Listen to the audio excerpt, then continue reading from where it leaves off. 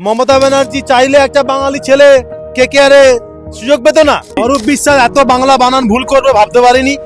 Cricket খেলেনি, football খেলেনি, basketball খেলেনি, 100 মিটার রানিং করেনি, কিছু করেনি, অলিম্পিক যায়নি, ন্যাশনাল যায়নি, সে স্পোর্টস মিনিস্টার। এটা কি টিএমসির প্রোগ্রাম ছিল? সব ধরনের চুরি করেছে, বাথরুম চোর, সব চুরি করেছে। স্পোর্টস নিয়ে করবেটা কি? 1.5 মাস তো বাকি। 14 বছরে 10,000 কোটি টাকা, সেটা কি হলো? অরূপ বিশ্বাসকে অবশ্যই জবাব দিতে হবে। দিদির হাতে স্পোর্টস গেছে মানে অন্ধকার।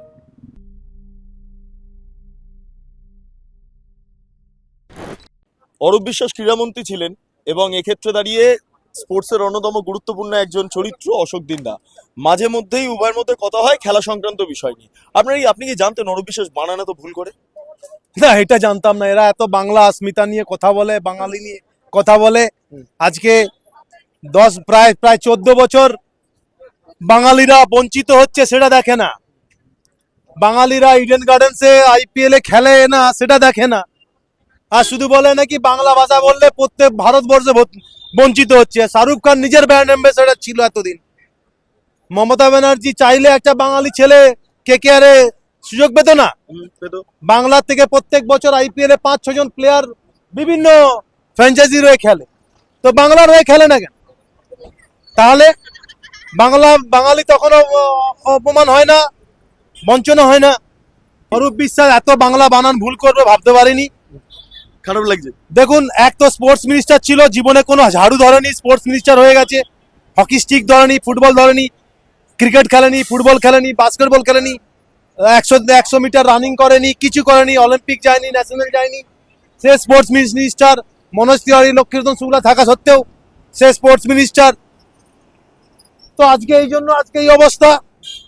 বলছে মেসি যেদিন এসেছিল সেদিন আপনি ছিলেন, ভেতরে ছিলেন, কিন্তু অদ্ভুতভাবে আপনাকে একটা ব্যারিকেড করা হয়েছিল। আমি দেখছিলাম আপনি সেটাকে আবার সেলফি মোড করলেন, আর সামনে অরূপ বিশ্বাস বা তার ব্যারিকেড কেউ করেনি। আমি একটা জায়গা ওখানে side করে রাখো। ওখানে ব্যারিকেড করার মতো নেই। ওখানে যদি আমি মেসির কাছে গিয়ে মাঠের মধ্যে সেলফি তুলতে চাইতাম, ইজিলি করতে পারতাম। আমি করিনি, কারণ আমার মধ্যে অ্যাজ এ ইন্টারন্যাশনাল প্লেয়ার, আমিও, উনি অনেক বড় প্লেয়ার, ওয়ার্ল্ড ফেমাস, ফুটবলের গড। তাকে রেসপেক্ট দিতে হয়, তাকে ডিস্টেন্সটা মেনটেন করতে হয়। মানুষ হাজার হাজার টাকা দিয়ে আজকে তাকে দেখতে এসছে। মেসিকে গার্ড করা চলবে না, মেসিকে সবার জন্য দেখতে দিতে হয়। আমাদের গর্ব, আমাদের সৌভাগ্য যে বাংলার মাটিতে মেসি পা রেখেছে। আর সেটাতে পুরো নষ্ট করে দিলেন এই রাজ্য সরকারের মন্ত্রী এবং পুলিশ। কি হয়েছিল সেদিন, মানে কি দেখলেন বলুন তো? পুরো তো টিভিতে দেখেছেন, আবার কি বলবো? টিভিতে লাইভ, মানে আপনি তো একদম সচক্ষে লাইভ দেখেছেন, আপনি ফেসবুকে দেখুন, কিছুটা দিয়েছেন। টিভিতে এবং টিভিতে সমস্ত কিছু সবাই দেখেছে, ভাইরাল হয়েছে, তে বলার কিছু নেই। টিএমসি যে প্রপাগান্ডাটা ছড়াচ্ছে যে ওখানে অশোক দিন্দা ভারতীয় জনতা পার্টির এমএলএ ছিল, আমি শুধু একটা প্রশ্ন করব, এটা কি টিএমসির প্রোগ্রাম ছিল যে ওখানে অশোক দিন্দা এমএলএ যেতে পারবে না? এটা কি নবান্ন নাকি যে টিএমসি বিজেপির এমএলএ ঢুকতে পারবে না? এটা কি মুখ্যমন্ত্রী বাড়ি নাকি এখানে ঢুকতে পারবে না বিজেপির এমএলএ? রাজ্য সরকারের টাকা দিয়ে সিপিএম এর আমলে এই স্টেডিয়াম হয়েছে, অর্গানাইজ বাই একটা প্রাইভেট সংস্থা। আমি টিএমসি কে কৈফত দিতে পারবো না আমি কেন ভেতরে গেছিলাম, কি কারণে গিয়েছিলাম। আমি পারবো না, আমি দেবো না, এই জন্য দেইনি এতদিন। কিন্তু আপনার আমার মনে হয়নি ওই অ্যান্সার দেওয়ার।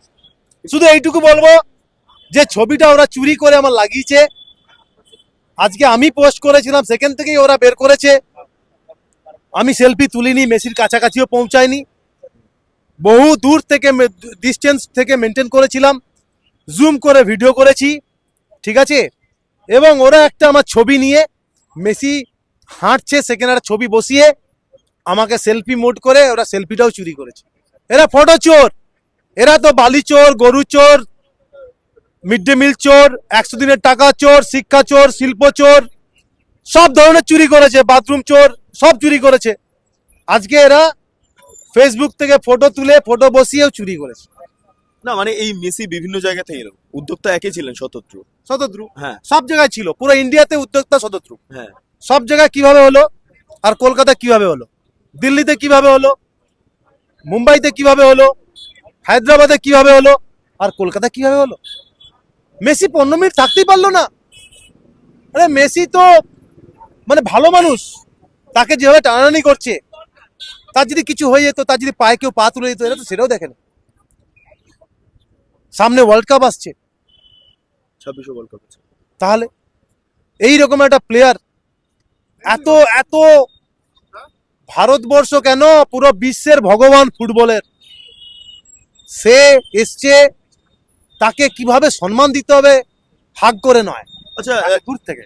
একটা বিষয়, মানে এতদিন তো স্পোর্টস মিনিস্টার একজন ছিলেন, এখন মমতা বন্দ্যোপাধ্যায় দায়িত্ব নিলেন, আপনি ভাবতে পারছেন মমতা বন্দ্যোপাধ্যায় ক্রীড়ামন্ত্রী হিসেবে সামনে আসবে? আপনি খেলার দেখো লোক। বিট্টু, আমি তোমাকে বলি, এই স্পোর্টসে হ্যাঁ। মমতা ব্যানার্জি অলরেডি 5-6টা দপ্তরের আছে।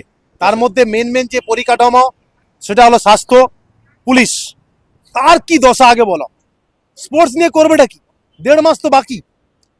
আজকে স্বাস্থ্যমন্ত্রী তার ডক্টরদের সাথে রেপ হয়ে ধর্ষণ হচ্ছে। পুলিশ মন্ত্রীর অবস্থা দেখো, সাসপেন্ড করতে হচ্ছে আইএস অফিসারকে। সে এখন স্পোর্টস কি সামলাবে আর কি দেখবে? আর আজকে অরূপ বিশ্বাস পদত্যাগ দিক করে বেরিয়ে গেলে হয়ে যাবে? 14 বছরে প্রায় 800 কোটি টাকা করে, এখন 800 কোটি হয়েছে, আগে ছিল 611 সালে, তারপরে হলো 700, এখন হলো 800। প্রত্যেক বছর যে বাজেট হয়, সেই বাজেটে প্রত্যেক বছরে একটা ক্রীড়ামন্ত্রী, উনার কাছে ক্রিয়া নয়, ক্রিয়া, উনি ক্রিয়ামন্ত্রী সেটাই জানেন না যে উনি কি মন্ত্রী, উনি ক্রিয়া বলেন, ক্রিয়া, ঠিক আছে? ও ক্রিয়া হয় না। সে কত দেবে মানে? আমি জানি না, ওসব আমি বলতে পারবো না। যেটা বলছিলাম সেটা না ভুলে যাবো, আচ্ছা, যে প্রায় 14 বছরে যদি 700 কোটি টাকা করে ধরো, 10,000 কোটি টাকা, প্রায় 10,000 কোটি টাকা হয়। সেই 10,000 কোটি টাকা একটা স্টেডিয়াম নেই, এই স্টেডিয়ামটা সিপিএম এর আমলে করে গিয়েছিল। হ্যাঁ, 10,000 কোটি টাকা যে এত বছরে, 14 বছরে একটা স্টেডিয়াম নেই, একটা কিছু নেই, তাহলে গেল কোথায়? সেই প্রশ্নটার উত্তর ওকে দিতে হবে। আজ না হয়তো কাল, কাল না হলে পরশু, আমাকে না হলে অন্য কাউকে দিতে হবে ওনার। 26 পর দিতে হবে। অবশ্যই দিতে হবে। আমি আপনাকে কথা দিচ্ছি, অবশ্যই দিতে হবে। যে 14 বছরে এই সরকার স্পোর্টসের জন্য কি করেছে? কোন ডিস্ট্রিক্টে ইনফ্রাস্ট্রাকচার বানিয়েছে? করেনি। কোন স্টেডিয়াম বানিয়েছে? করেনি। 2022 সালে হকি ওয়ার্ল্ড কাপ যখন উড়িষ্যায় হলো, তখন আমি বিধানসভায় চিল্লি করে চিৎকার করে বলেছিলাম, আমাদের বাংলা এত বড় একটা রাজ্য, যেখানে আমাদের একটা হকির মাঠ নেই, হকি স্টেডিয়াম নেই। প্লিজ একটা স্পিকার মহোদয়, আপনি হকি স্টেডিয়ামের ব্যবস্থা করে দিন। একদম। তারপরে গিয়ে হকির একটা গ্রাউন্ড হলো, স্টেডিয়াম নয়, হকি হচ্ছে তার কাটা জাল দিয়ে ঘেরা একটা গ্রাউন্ড হয়েছে, একটা ড্রেসিং রুম তার মধ্যে, ব্যাস। এটা স্টেডিয়াম? এটা হকি স্টেডিয়াম?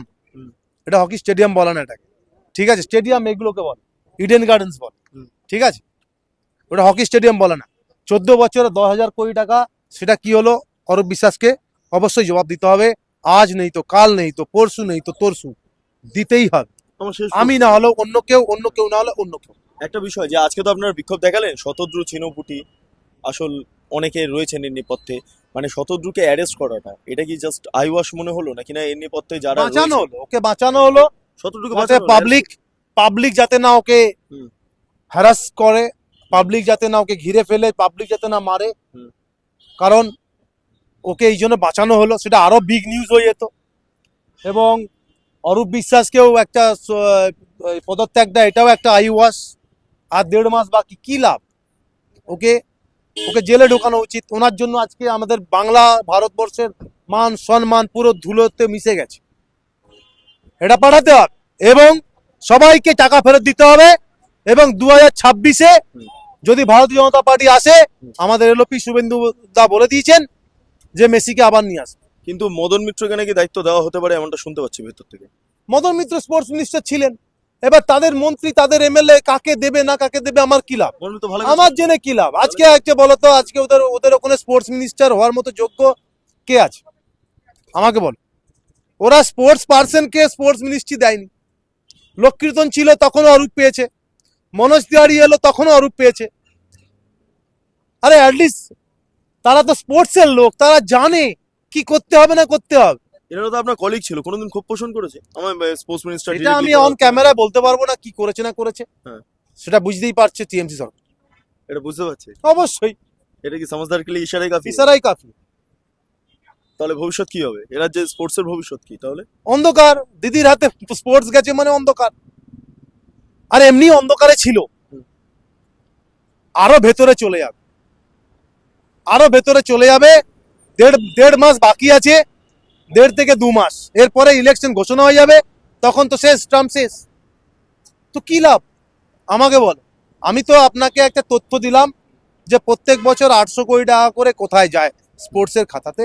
একবার প্রশ্ন করুন এই শাসক দলকে, একবার জিজ্ঞেস করুন যে এত কোটি টাকা যদি 14 বছর ইন্টু দিয়ে করেন কত গিয়ে দাঁড়ায়। আপনিও ভালো মতো ম্যাথ জানেন, সেটা হিসাব করলে বোঝা যাবে টাকাগুলো গেল কোথায়, তাহলেই বুঝতে পারবেন টাকাগুলো গেল কোথায়। ভবিষ্যতে এরা যে স্পোর্টসের কি অবস্থা হবে তা কার্যত স্পষ্ট করে দিলেন অশোক দিন্দা। এবং এক্ষেত্রে দাঁড়িয়ে মমতা বন্দ্যোপাধ্যায়ের হাতে স্পোর্টসের দায়িত্ব যে গিয়েছে, এতে করে একটা অন্ধকার পরিস্থিতি তৈরি হবে এই রাজ্য জুড়ে, কার্যত সেই বিষয়টা উত্থাপন করলেন অশোক দিন্দা, ইন্ডিয়া টিমের ক্রিকেটার এবং তার পাশাপাশি এই মুহূর্তে ময়নার বিধায়ক। আপনারা এতক্ষণ ধরে দেখছিলেন বেঙ্গল লিবার্টি। চ্যানেলটি ভালো লাগলে লাইক করুন, সাবস্ক্রাইব করুন, শেয়ার করুন, বেল আইকন ক্লিক করুন, www.bengalliberty.com, সেখানে ক্লিক করুন। সমস্ত খবর আপনাদের জন্য সাজানো রয়েছে। স্বাধীন, কাচিন এবং গেরিলা সাংবাদিকতার পাশে দাঁড়ান। অসংখ্য ধন্যবাদ।